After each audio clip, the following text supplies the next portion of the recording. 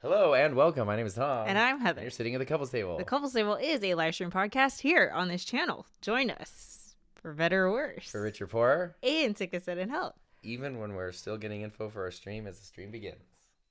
Yeah.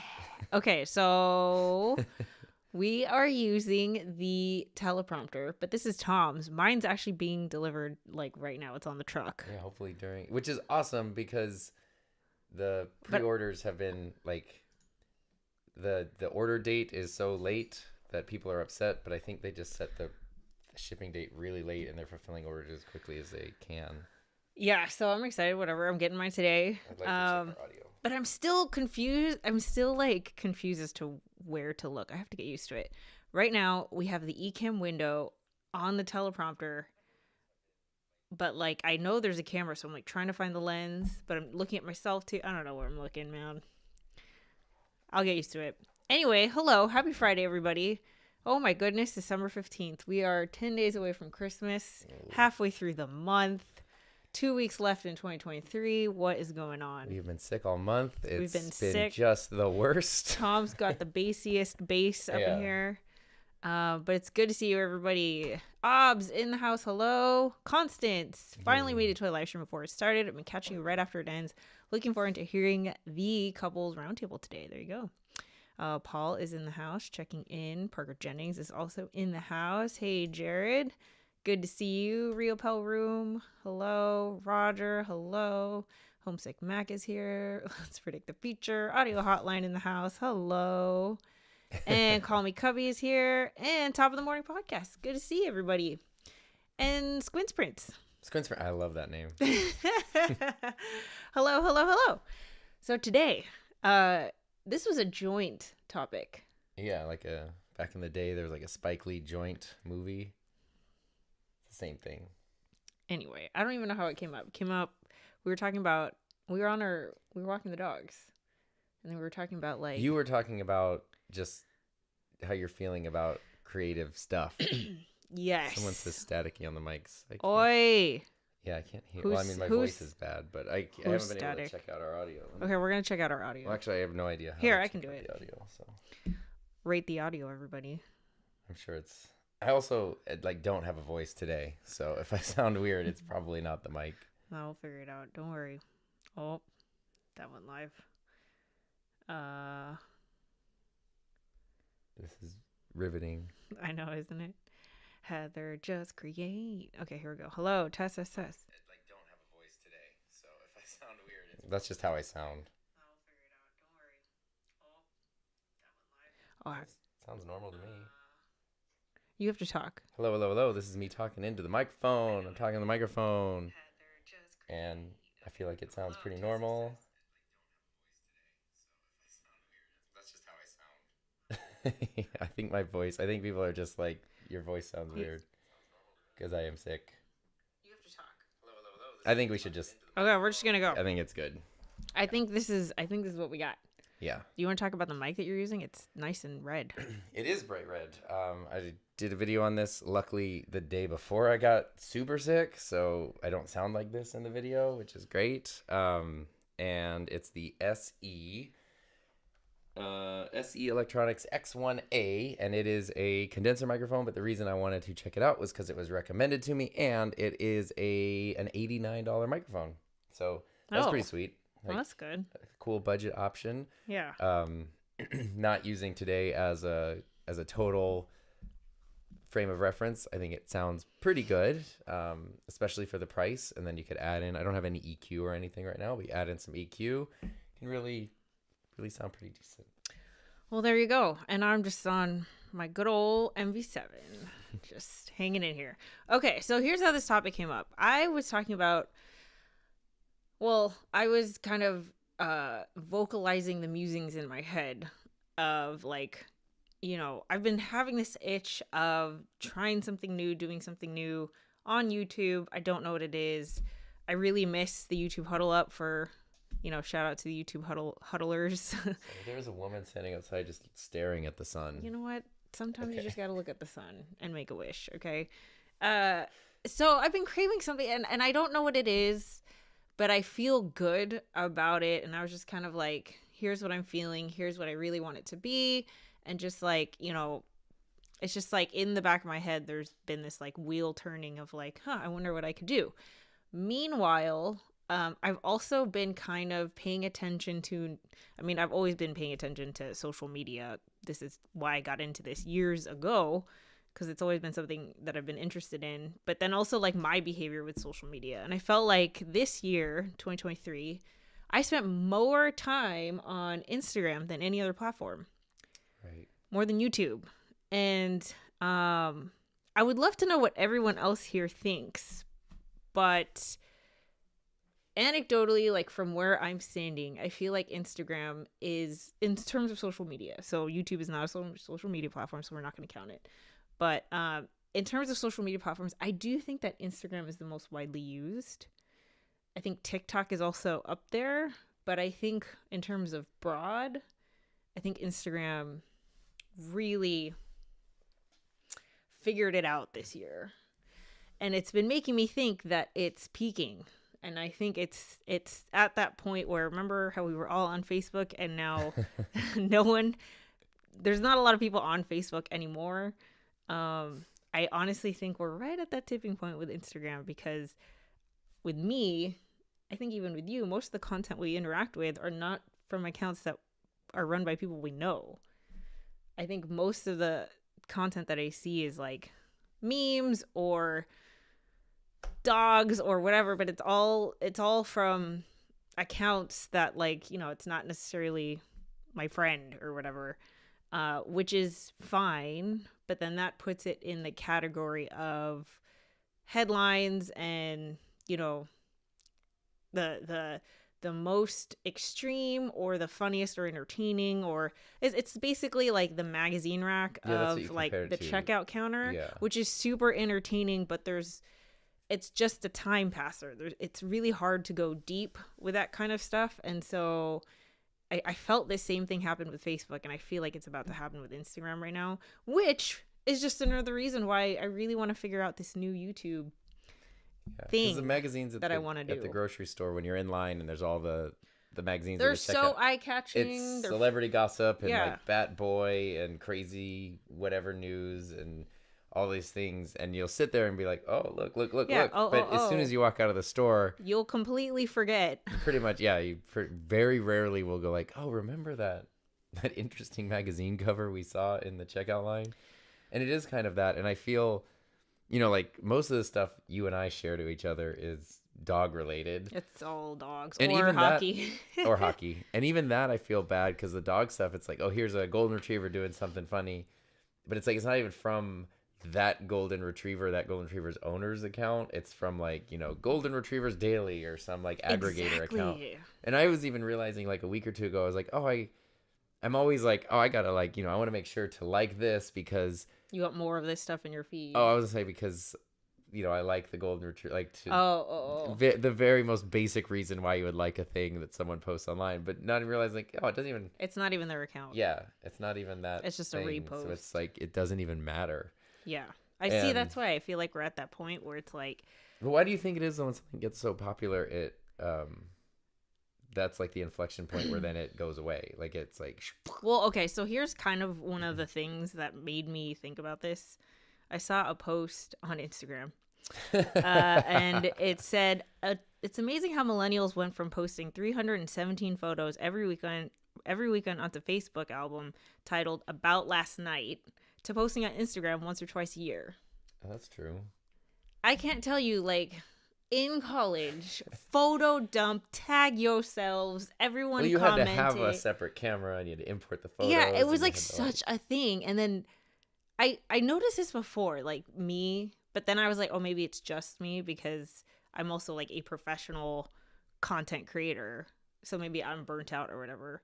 But no, it's like everybody. A lot of people don't post as often as they used to. And I think that's because there's stories now, And I really like stories, yeah, so I'm not they going to lie. just disappear or whatever. But I don't know. I think what it is when there was a shift to most of the content I'm seeing is from a I don't want to say professional content account, but like not a friend. Okay, like, so it's an account that's a content creating account, whether it's a repost account, a meme account, an aggregating account, whatever, a brand account. When most of the stuff that you see is that, I feel like it suppresses the urge to put yourself out there. Because now it's like, I don't know what it is. Like, I think it's almost like I can't make anything as funny or clever, or why would I post about my day when you can just post it on stories and people can voluntarily choose to see it, versus I have to make this post and like everybody has to see it. Is that different than like on YouTube, you find a YouTube channel or YouTube creator that you don't know, so it's not your friend, but you follow them because you like it?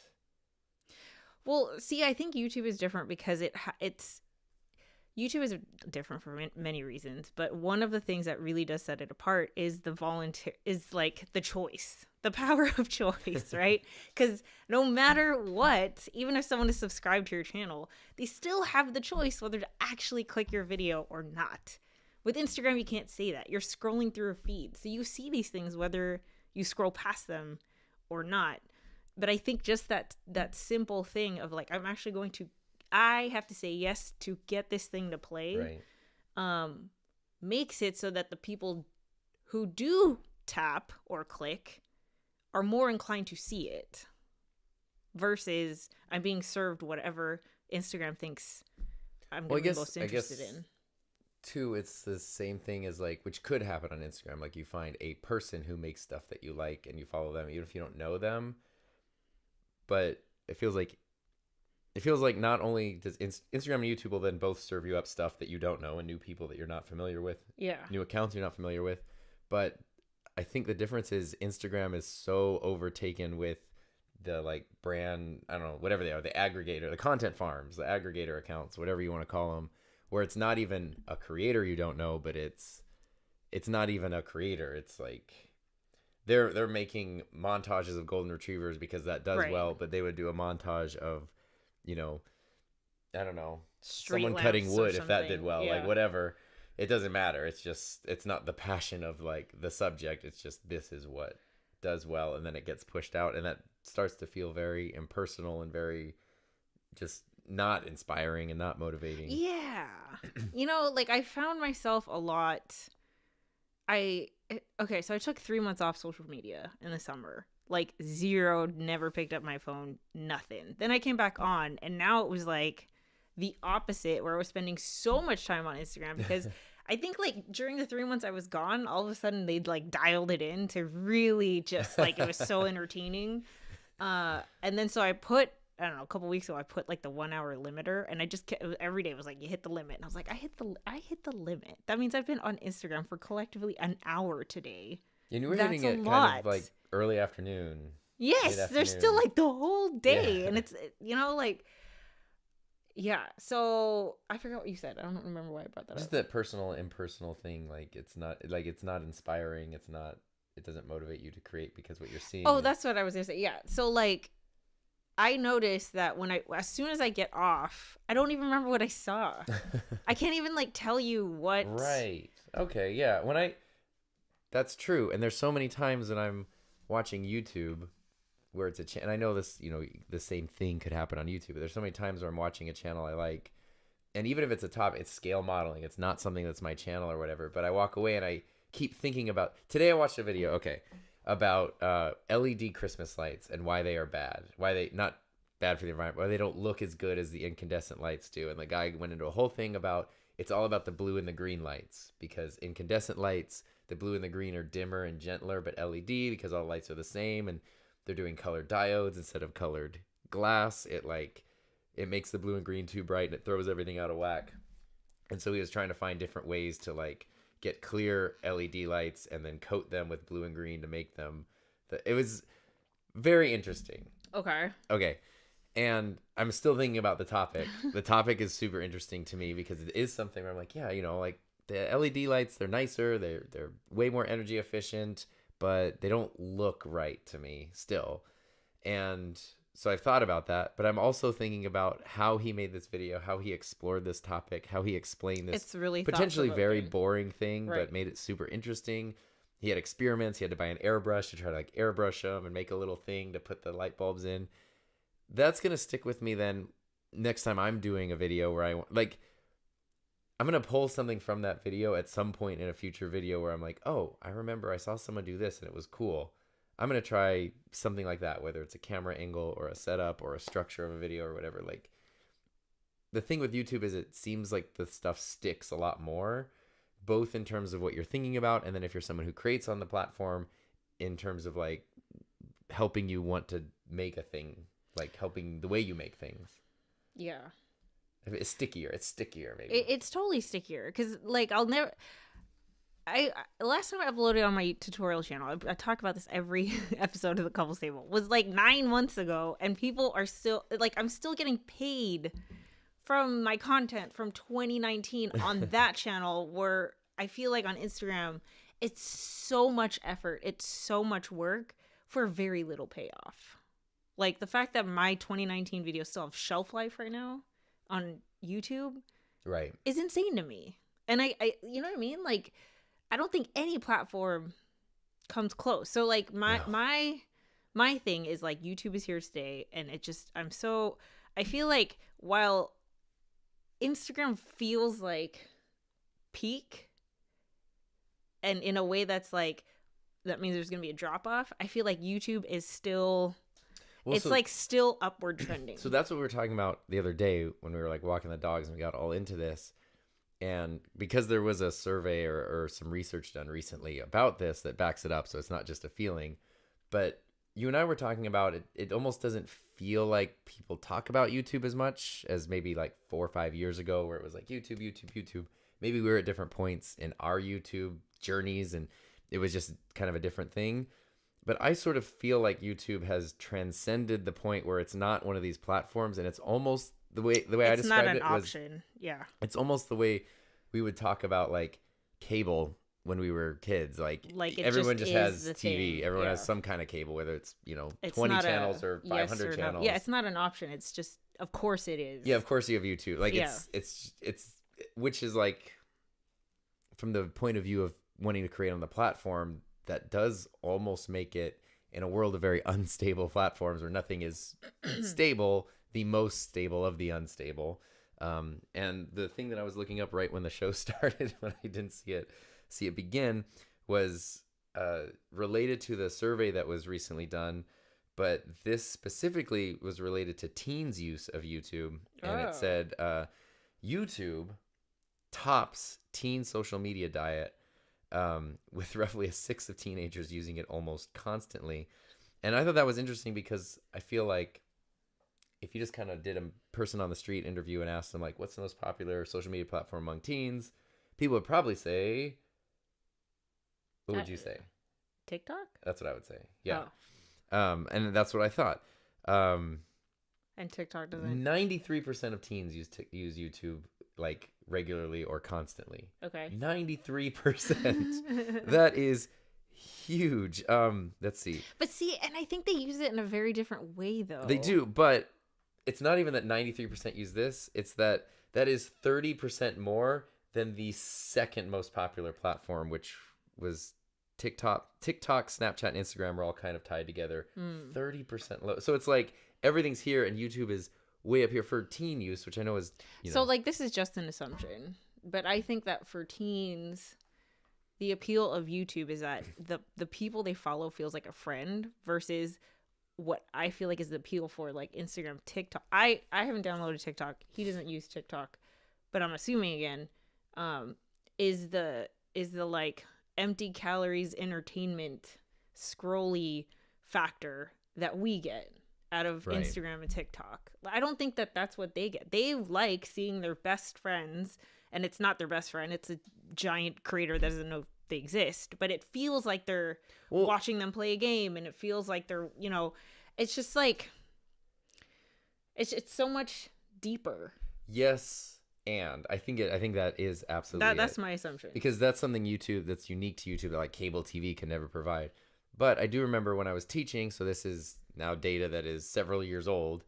I don't really think it changed. If anything, I would imagine it's more like this. I remember like during lunch or something, I'd be working at my desk and I would just hear students who were like eating lunch in the room talking, and they were talking about YouTube, and the way that they talked about YouTube was the same way that my friends and I talked about the TV shows we watched. Right. Like, oh yeah, Did you see that when I was a last kid, night? I watched like, Right. Tom and Jerry and Looney Tunes, and then then I watched The Simpsons, and then I got into this show or whatever. They talked about that same thing with The YouTube channels. channels, Yeah, because they were young enough to have basically grown up with YouTube. And it's like, Right. yeah, I remember when I was a kid, I watched like this person. Then in middle school, I was real big on this, and now I'm into it. And it's like, that's why it just in my mind it fills that same gap that like TV filled for us and for other generations, and that's to me super interesting. Yeah. Checking in comments, Bailey. It is 86 degrees Fahrenheit over in Australia. That's Thanks for the crazy. conversion. Melanie's here. Let's see. In the pews, as a creator, I wish we could put external links in Instagram posts. I thought you could. Oh no, In the post, you can only do it in stories. Yeah. What advice would you give to someone new on YouTube? that's a great question. That's also Just something create more. No, this is something I'm not even kidding though. that we were also talking about. I don't know. I mean, I don't want to derail our conversation now, but we've touched on this a few times, and we even talked about like that. Oh, I think your prompter's here. Oh, my even- prompter's here. We even talked about the Super Eye Patch Wolf video from last year, where he talks about like creating on YouTube and stuff. And a big point of that video that you and I like, it put into words a thing you and I were feeling was that when somebody establishes themselves on YouTube and grows, it takes a number of years. So by the time you see them as like established, successful creator, the things that they did to get there probably Are don't not relevant. work. It's not really relevant. Like the way that our channel started, I mean, like, definitely wouldn't work. even with Instagram, it's like it would be so cringe if you used 2019 strategies to try to grow right now. Just hashtags all 30 all over everything, yeah. hashtags and like a bunch of lifestyle photos of yourself. And... But the thing that we also came to though was the platform is very different, but the experience that you get from creating on the platform, that doesn't go away, and that's still super valuable. And so even though it's very different, I feel like someone with experience, if you recognize that the platform has changed, like the rules have changed, yeah, but you still have the ability to look at it, analyze it, yeah, work within it.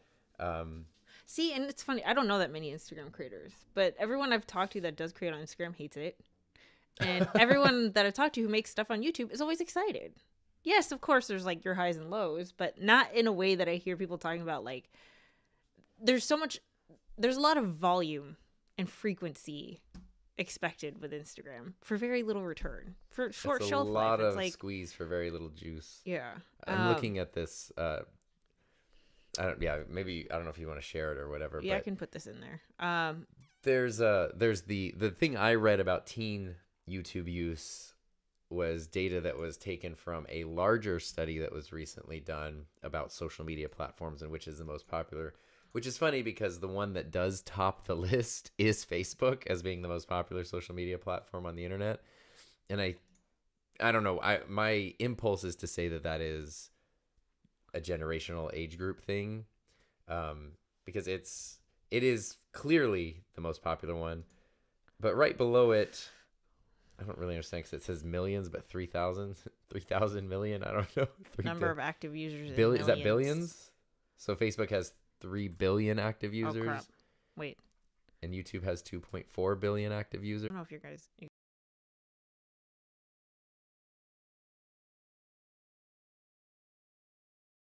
Start overworking these platforms and literally create their own obsolescence. Yeah, it's almost like it. Hey, Yeah. Kim. It's been a minute, but hey. Steve is in the house. I love the magazine rack comparison. IG is like having 500 channels on your TV and you keep changing channels until you land on something interesting. Yes. Then you switch channels because you got bored. Yes. And like I don't think that's a bad thing, but it's definitely not an environment I'd want to like. It's not an environment that I feel like inspires creativity. in terms of like, I'm going to add to this. Well, I think it's also hard as an individual. You want to spend time making something, and the time you spend making something, you want to feel like you're that's among rewarded. the river of stuff. And yeah. when you're like, I made this, it's like, okay, I made this flow beautiful away. thing, and I put it in the river, and it just goes. And you're like, okay, I kind of like to see it float, hang out a little bit.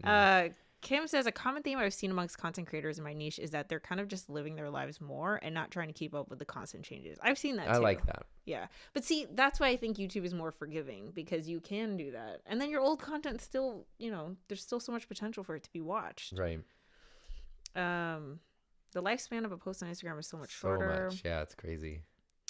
I did not expect teens to use YouTube that much. Crazy. I didn't either, which is why I think it's almost the one they don't even think about using. It's like, it's cable TV. It's always what's on, and then they're doing whatever else they want to do. Tesha, I'm doubling down on VODs, skipping shorts, maintaining my lives through changing days. That is my 2024 strategy. That sounds more sustainable. Yeah. Sane and sustainable. I don't know what I'm going to do. But that's what I want to figure out, is like what I'm going to be doing. And I'm not going to say 2024, because I know myself now. I'm not going to last. So let's say like, first quarter 2024. I don't know, but I really want to figure it out. Okay, so here's the statista.com. This is like the, official survey that everyone uses when it comes to like online stuff. This is the thing that we were looking at. Boop. Do you guys see this? So it's the most popular social networks as of October 2023. But this is like monthly active worldwide. Users. So it's worldwide, which I think if you take worldwide into consideration and you take age groups into consideration, to me that makes sense that Facebook is on top with basically half of the Earth's population using it every month, which is a lot of people. And then YouTube pops up right below that at 2.4 billion monthly active users, which is also a lot. And then you've got no, I can't see. I can't read down there. Oh, my bad. I'm too old to read that down there. WhatsApp. Oh, that makes sense too, because again, worldwide. Yeah. And then see, I wouldn't count that because that's not social. I guess it's a social network. Well, what's interesting though is those first 3 of them are owned by the same company. Yeah. And then YouTube is hanging out in there. But see, I feel like people who use Facebook, I could be wrong because I haven't been on Facebook in a while. How do I take this off? You have to disable the overlay. Where are my overlays? Dun, dun, dun, dun, dun. Is this overlay? Aha! I found you. Okay. I feel like Facebook. I don't know actually. I don't know because I don't think I've been on it like all year. But I think people do still use it to connect with people they know. Seems like it. I think there's a lot of like. I mean, I think people random still have stuff. I think there are still some big Facebook groups and stuff too. Yeah. But I don't know. Anyway, all this to say, I'm feeling good about YouTube. To me, I guess that is like the thesis there is like, wow, okay. Like, I think we should all, if we are all creators here on YouTube, we should all be very happy about that. I think that it's, in addition to... we picked the right one. In addition to the stuff that YouTube is adding, and obviously they're not perfect. My channel got like, not demonetized, but most of the revenue taken away for like half the year. That's fun. So YouTube's not perfect, but the reach that it has, the sustainability of the stuff that you make, and the stuff that they're adding. I mean, I remember when it was like, wow, you could do regular videos or live streams. And I know shorts can be controversial, but you have shorts on there. Now there's podcast availability coming up on there. You know what it is too? I think about YouTube that is an appeal for it, which is impossible for social media platforms to follow, is that it's not a social media platform in that the people that follow you do not know what you follow. Right. So like you can go to Tom's account and see who he follows. So you can see like, here's the dog account and the hockey account that he, like that he's following. No, but you can't do that on YouTube. And I think there is like I don't have to be judged for the content I'm consuming as a viewer. That is an appeal for YouTube users. Because it's like, I don't have to, like, if you comment on something on Instagram, everyone is going to see it, whether they're following that account or not. Because now it's like, you know, you can see something on a random dog account that I'm not following, but it'll show up on mine because it's like Tom likes this. Oh, so that means okay. you might like it too. But I don't think that the way that it works on YouTube is that like people who are watching kind of the same stuff that you are also like this, but you don't know who those people are. Right. They don't have to be your mom or your friends or whatever. Like there's no I think that anonymity kind of works in its favor because then there's also like, you know, again, this is all just anecdotally, but I feel like the comments that I get on YouTube are so much more in depth because it's anonymous, you know, because it's like no one has to see what I'm writing.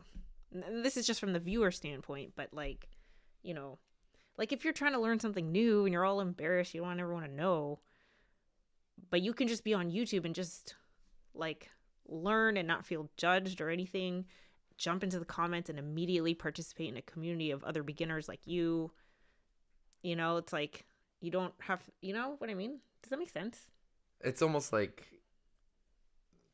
you can't go to my channel and then see all the comments I've left on other channels, basically. Yeah.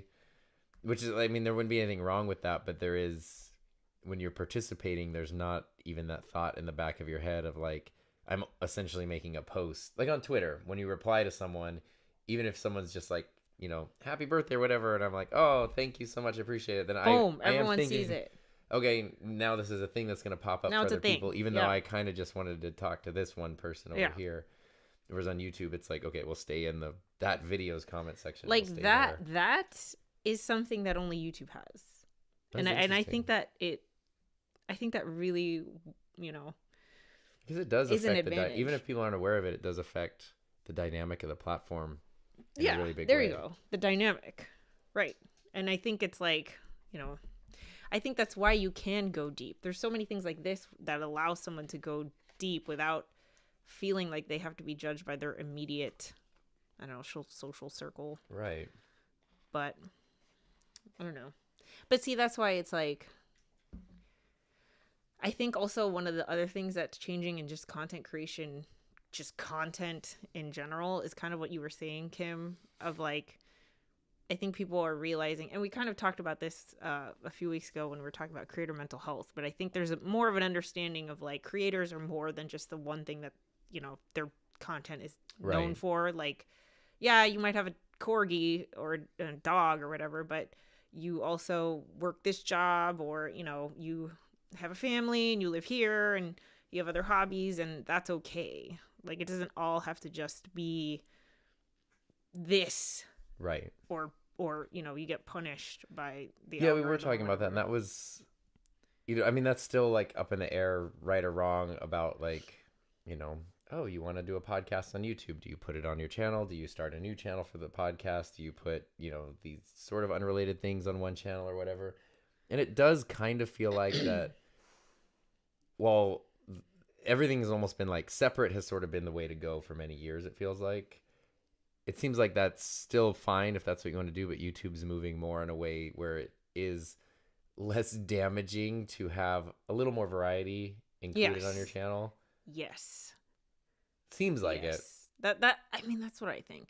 I mean, like, you tell me. You're a bigger channel. What do you think? Well, I mean, this is where like I feel like it's moving in that direction, but there are just certain things that need to be fixed to make it more sustainable. Like, the podcasting thing is awesome, and lots of people also have more than one. Yeah, and lots of people have multiple podcasts. So do you want to create 3 new channels for your 3 separate podcasts? Or wouldn't it be really cool if people go to your channel, click the podcast tab, and all 3 of your podcasts pop up right there? Like, that's awesome. And that's what you can do now. The downside being is that all of those podcast videos, episodes, potentially hundreds of them, I feel like they're working it out. They just filter into your other videos, and it's like, that's, I think they have the proof of concept. Yeah, but I mean, that it's cool to see them work on those changes. I know they're doing native A/B thumbnail testing soon. They've done like the beta for that. That's huge. Like, that's a really, you know, the world of YouTube thumbnail is such a thing, but to be able to just the number of times I've had to go to you, which one, this one, that one, this, to just be able to upload both to YouTube and have YouTube figure it out for me. That's cool. So this is a totally unrelated note, but because of all this, I'm kind of interested in going to VidCon this year. Oh, really? Not to see like any YouTube creators that I'm a fan of. They probably wouldn't be at VidCon, but I do want to hear from like YouTube. That'd be interesting. And the other is YouTube a sponsor Instagram again this year? I think so. Yeah, I keep getting emails because they just put tickets on sale. Oh, but every other platform is there too, and I'm just curious. What are your priorities? Instagram, Facebook, TikTok, all of you. I don't know. I don't even know if I want to know their priorities. Yeah, because the last time we went, it was 2019. No, but it was all the short form content. That was what everyone was talking about. It was starting to pick up short form content. Yeah. I mean, it's just so crazy. Like that was still. And I really don't like. I don't know. I wouldn't say that's the way to go. That was at the tail end of like you really need to optimize your tags. Yeah. For every video. Yeah. Like, and that could make or break a video. Yeah, that's 4 years ago. At this point, it wouldn't even surprise me if they just took away the tags box. Like it's. Okay, Pete. I have a great even breakdown on my tiny channel from 25 to 65 age brackets, but no one under 25. I'm fine with that at my age. That's interesting. 25 to 65. Is yours like that wide? That's a pretty wide reach. I mean, most of mine are in the 25 to 35, and then the second most popular is like whatever 35 to 45, 50, and then it's sort of like it goes to both ends. There's people in the 60s and 70s, and there's of course like kids and teens and stuff too, but a lot of 11-year-olds aren't looking for a new mic review. Yeah, they but a lot of them are too, though. Don't have the budge. They don't have the budge, but they are, hey, I want a streaming setup for Christmas. Like, what do I get? What do I ask for? Yeah, that is a thing for sure. I guess I could look it up. Well, now I'm just curious. I don't have to guess this. Well, mine's wow, my biggest one's 18 to 24. Let's see. I don't know why I just made that face, as if I'm like weirded out by that. My biggest one is 25 to 34. Yeah, I was exactly right. 31% is 25 to 34. 23% is 35 to 44, which makes sense because that's the closer ones to my age group. So sure. It's like I'm making videos for me. And yeah. And then it goes to 18 to 24 is 18%. 45 to 54 is 14%. 55 to 64 is 7%. 13 to 17 is 1%. And 65 and up is 4%, which is pretty cool. I actually have a 5%, 13 to 17. Really curious though that 65 and up, like, okay, there's a big difference between 65 and 93. Like I want to know like who's the oldest active user on my channel. Kim says, yeah, and YouTube is better for longer content, which is what I watch and listen to while I work. If I have to watch something longer than 2 minutes on IG, I'm out. Yeah. It's not meant for that. I love having YouTube on in the background when I'm doing it. Oh, jeez. Sorry, it's the lady who was looking at the sun again. Benny, it's okay. Benny, no, it's okay. Ben, come here. Sorry for all the dog barking we have ensued. John, hi Tom and Heather and gang. Missed the start. Working on a video. My camera seemed to have a way of getting me lost in time. That's great. I love that. Not to derail the conversation, says Steve, what are your thoughts on LinkedIn and where it falls within your social media conversation? Just curious. This is so funny because I feel like LinkedIn is so generationally tied for some reason. Sometimes get worried that I'm overlooking and underestimating LinkedIn because I just thought for a long time that it's not for me. But I feel like it's like I feel like it's almost having a resurgence in a way, a resurgence of relevance. See, I thought that. But the past year, my impression is that millennials, for some reason, it's an age thing. Millennials think it's cringe. But what's the one older than us? Gen X? Gen X, it's like actually a must. Like everyone's on there. Well, I guess what I have heard is like they actually post and connect and multiple comment. things from, I guess it's less about like I'm a LinkedIn creator with like a big reach or whatever, but genuinely this is how I got my professional job and this is how I got here's my resume, which I guess is what it was actually for. Right. Right, because I think that's what it is. Like the professional LinkedIn people with like reach. Yeah, recently I've listened to several interviews from people that are in like cool positions that I think are really neat. And when they're asked about how they got them, it literally is like, oh, LinkedIn. I got it on LinkedIn. Yeah, sent a thing on LinkedIn, posted my stuff on LinkedIn. Yeah. But that doesn't mean they have like, I don't know if LinkedIn has followers or whatever. It doesn't mean they have like 100,000 followers. Remember that Instagram thing I sent you that was like, oh, you got that like farewell email? Yeah. So like the millennials were like, oh, he sent me a LinkedIn invitation. Gross. But then the Gen X was like, oh yeah, I should follow them on LinkedIn. Yeah. I don't know why that is. It's a very... I always send those to like my friend who works in corporate, and she says they're all so accurate. And she's a generation. I guess she's look, we're talking younger. about something we see on Instagram, but it's like a short form thing that a guy makes where it's like different scenarios in the workplace, and it's how the different generations would react to them. And I personally like don't always want to go into the generational thing. I know. I don't either. But this is genuinely pretty funny when it's like how. But with LinkedIn, I think it for some reason that's my impression. That's my impression with it is that it for some reason I feel like you have a LinkedIn profile for that exact reason of like, here's my CV or resume. And then there's on the other side of the spectrum, people who are like trying to grow a presence there. And then I guess, I wonder if like for the average LinkedIn user who's trying to use the platform, the way that's best for them, if the people who are trying to get growth there, is that something that's enjoyed? Like, awesome, I found like a LinkedIn creator that I'm following, or is it almost like you're sifting through the noise to do what you want to do with the platform? I don't know because I really don't know. Yeah. I just can't imagine someone like, in what situation are you standing at Starbucks and you open LinkedIn of all? I think when I quit my job to do YouTube full time, I think I was like, yeah, I'm gonna update the LinkedIn and do that. I have not logged in. It's the same thing with realtors. Like when you need to buy a house, you need to buy a house. When you're looking for a job, you need to find a job. But then other than that, it's like if you're not in that like transition phase, are you opening up LinkedIn? I don't know. I really don't know. Anyway, so that's what we think. Let's see. Level up with Mike. Hey everyone, missed the start. Hey. Merry Christmas. Today's society seems to love to complain, pick apart, critique rather than build up, so I stay out of comments when it comes to opinions. I feel like that is like balancing. Let me critique and complain this comment. Okay. No, I really do feel like it's balancing. I feel like that's part of the reason why millennials stopped posting. Is because we were the first ones to be like, oh crap, probably those drunk photos from college should not be on the internet. Like we felt the consequences of like privacy issues and having a 15-year presence on social media. That's us. We're the first ones. And I feel like of that first was like, going through the 2016 election and like, posting something and have a bunch of people hate on it.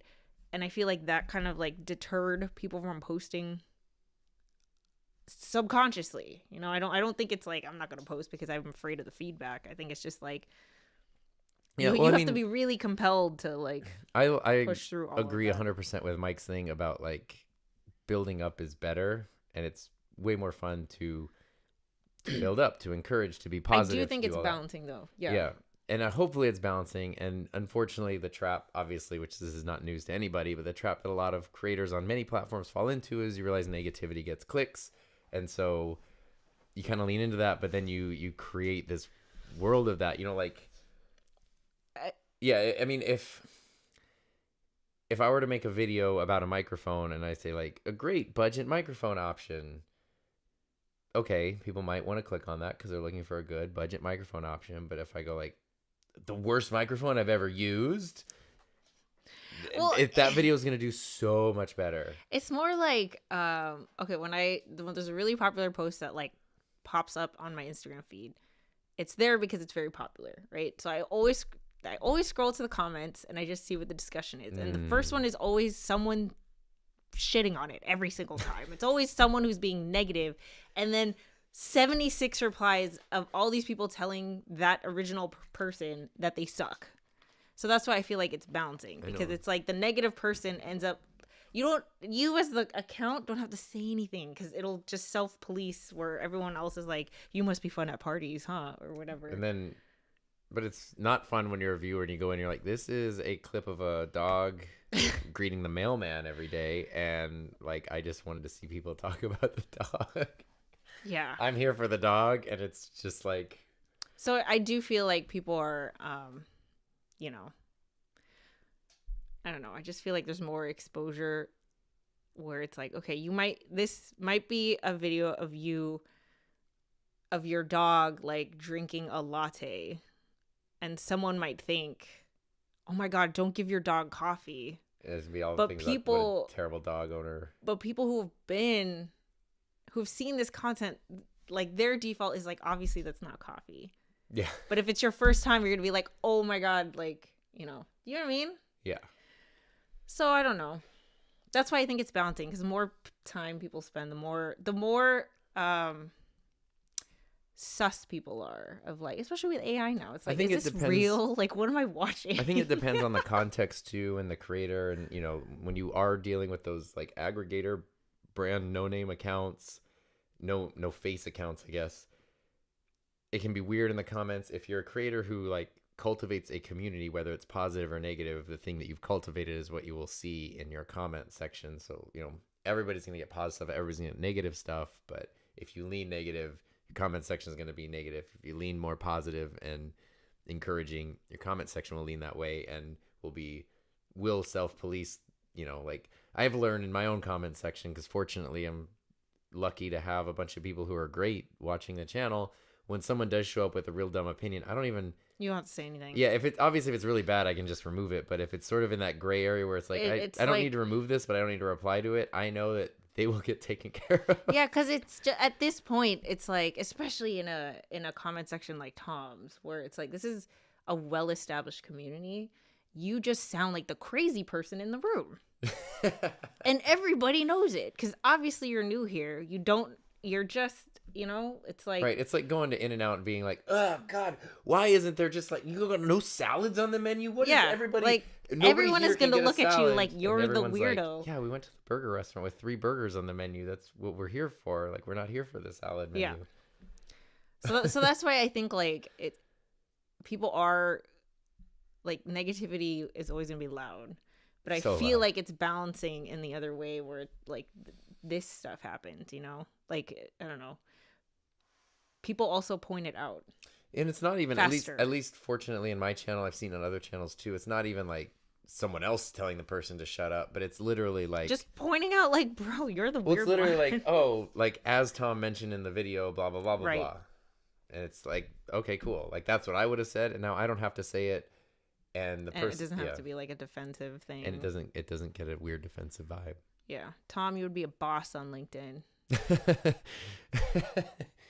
Honestly, you should just put like, I should probably go see what's happening over there. You should just you should not do anything. But you know, it'd be cool if you linked your videos on there like once a week. Just schedule it. Hey, want this mic? Or like, you want to sound better on your Zoom calls? Honestly, there are probably a lot of people on LinkedIn who do work from home type stuff and could actually benefit from it. Right?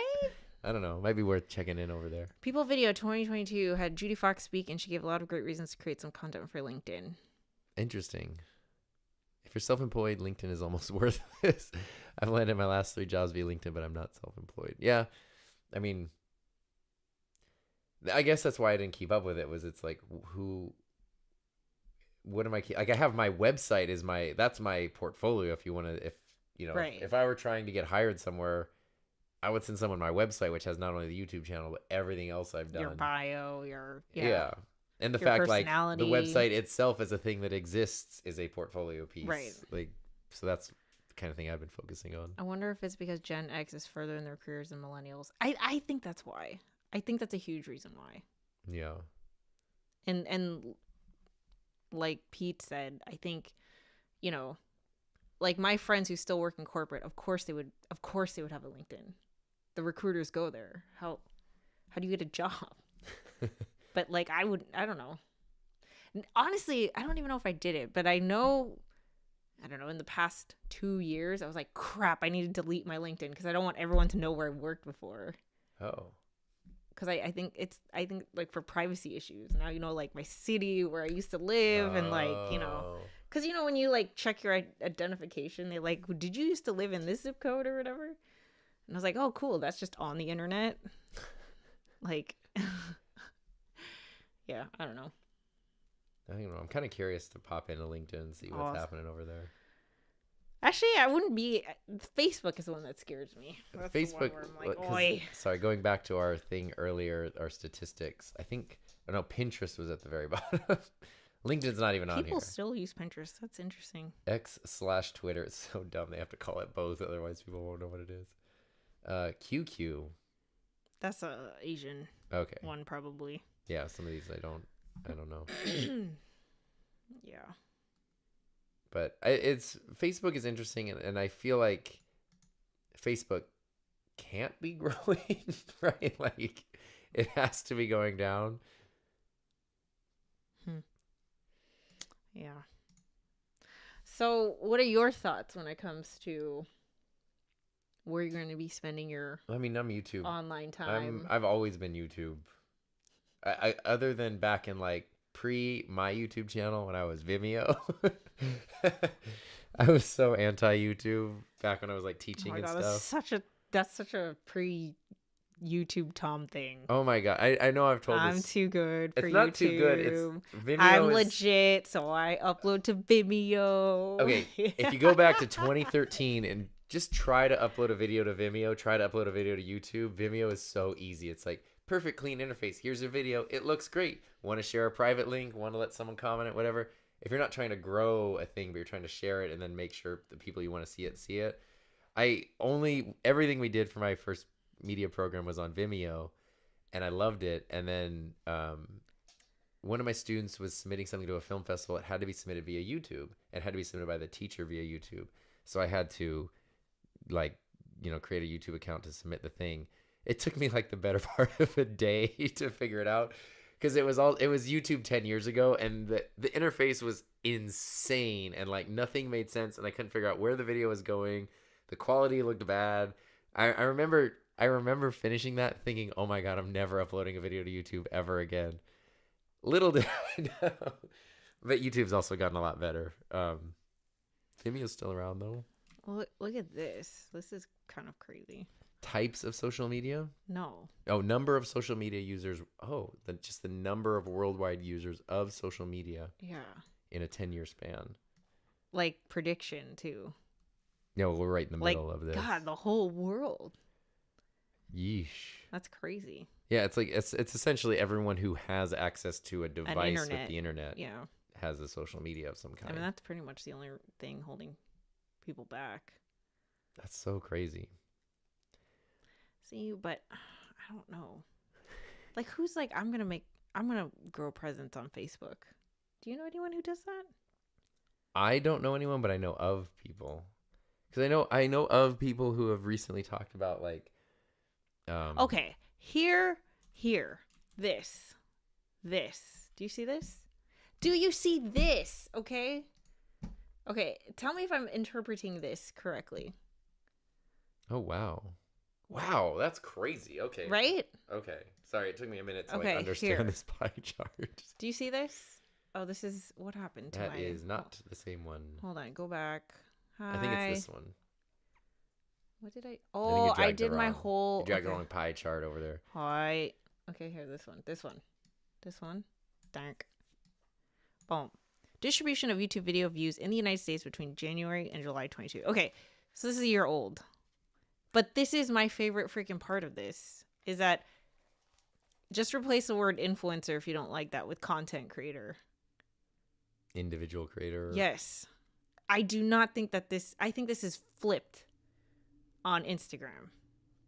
Like 91% of the views that are generated on YouTube are from an independent creator. Or an independent team, like a creative team. Yeah. Not a brand or media company. That's huge. That is like, why wouldn't you go there, like, right? That's kind of stunning, honestly. It also makes you really think when brands are like trying to, do sponsorship campaigns with creators and trying to like underpay them. It's like, I guess there's a lot of them, but also clearly it's the biggest. It's the biggest outlet. Well, because so Tom and I have been watching a lot of hockey, And a lot of the commercials we see for like legit things like McDonald's are just right. They try to content look creator like... commercials. Yeah, it like looks like it's filmed on a phone, and it's just a normal person in their car eating chicken Yeah, McNuggets. it's someone with like or kind of whatever. bad lighting, like talking about their meal delivery service with like bad that, echoey that's audio. The national McDonald's commercial is like a phone thing. To me, that's like, okay, It definitely speaks to what they feel connects the with value an audience. of the value of the content creator. Yeah, they're loving it. Content. Anyway, sorry. Where were you guys last week, by the way? Was sad not to hear the chat, but I did hear from Tom's podcast post he had a sore throat. Do you guys think YouTube is still on the up and up, or is it slowing now? I think it's okay. YouTube, I think is If is YouTube like, were a stock, it's a buy. what? If YouTube were a stock, I know Google has stock, but like... Oh yeah, no, it's yes. Buy and hold. It's a invest more. Yeah, that's what I think. Yeah, we were both sick last week, and then for some reason my voice just disappeared on Sunday, and like this Holy is the best it sounded all week. You want this report? It's $500. I'm not that into that report. What happened last week? We were both sick. We were just yeah. sick, and I was like, I don't think you just... We couldn't even like... We were both like It was you oozing were and not gonna dripping and hear stuff. us for an hour with. You think this doesn't sound great? It was bad times. Yeah, but we're also not gonna be here next week. Right. And then At least not on Friday. We could maybe do like a Saturday. Maybe we'll do another day. Definitely not gonna be on Friday. But anyway. Yeah. So that was I gotta fun. go update my LinkedIn. I want to figure out my YouTube thing. I'm like excited. Yeah. I'm excited. I'm excited about YouTube. YouTube's great. I mean, I know it always has been, but it's like it's encouraging to like see what's around and be like, yeah, no, I'm gonna be over here. Yeah. Yeah. Agreed. All right, we done? Yeah, your prompter's at the front door. Yeah, That's I'm gonna exciting. go do that. When did you order your prompter, your Elgato prompter? I ordered mine the day after they announced it, and it came before Halloween, so I think I got lucky to be on the front of the list. But you ordered yours, what, in October? I don't know, probably a week after. After I did? Yeah. Okay. So I don't know. I know a lot of people are waiting for their prompters and stuff, and I know several people that I know got their shipping notifications this week. Yeah. That they were expecting. Well, it wasn't even like a notification. It was just like, it's there. What's what happened to me? I ordered it, and it said it would come in January. We are here now. And when I ordered it, the page said releasing in January, and I was like, all right, I'll get on the list now. And then it said like shipping in December, and I was like, sweet. And then before Halloween, it was like package arriving tomorrow, and I was like, what? Okay, cool. And it's been great. Yeah. All right. Ready? You ready to clear the table? We're ready to clear the table. All right. Well, thanks for hanging out. Thanks for putting up with sore voice sounding. Yeah. Sorry. All right. So next week, definitely not Friday, but if you are on our mailing list, which there is a link in the description, I believe, you will definitely get the notice of whether we Whenever stream it's going to be. and when it's going to be. Yeah. So sign up, and we'll catch you next time. All right. Thanks so much. Hope you have a safe, happy, healthy rest of your week. And See you see next ya. time.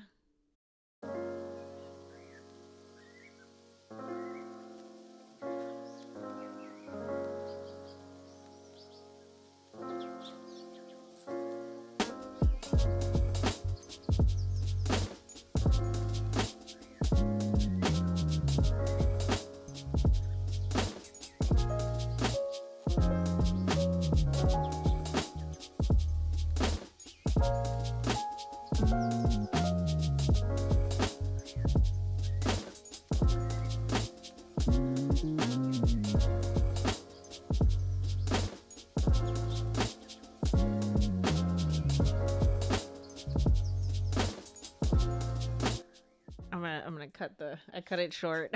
Oh.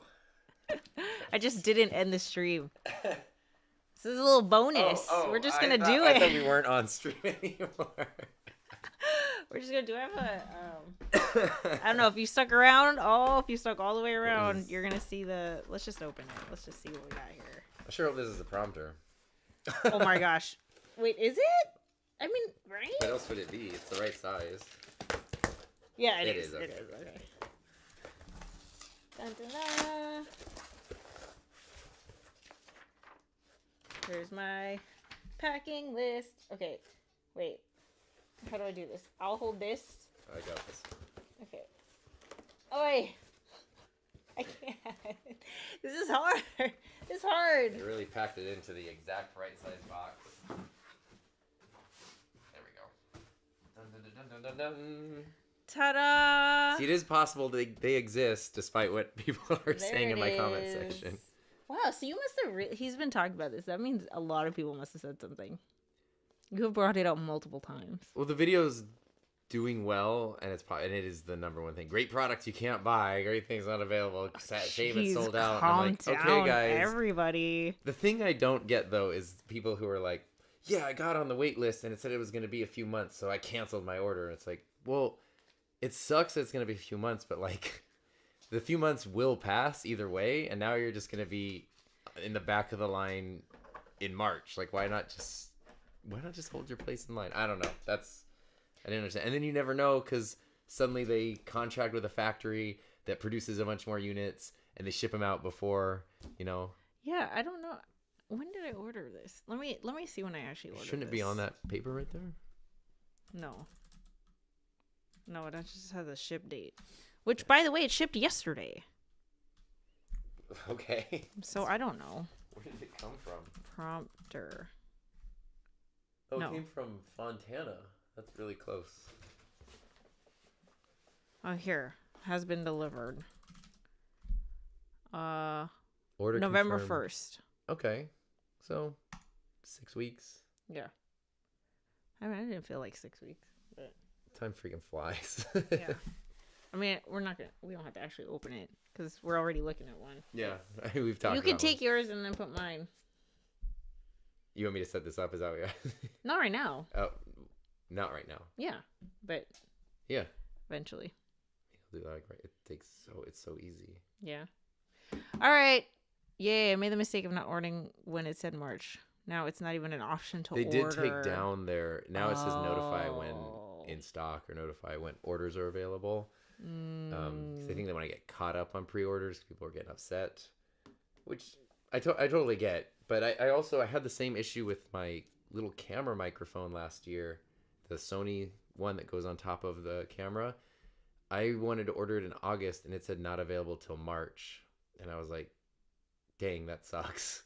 So I put in the order, and it came like, Sony had done the same thing. They just put March as like worst case scenario, March, but and then it came in like probably September or sooner. something. Yeah. I think a lot of I know Sony's bigger than Elgato, but All right. Well, that was fun. cool. So we'll catch you later. Okay, we're definitely gonna end the stream now. Okay, bye. Bye bye.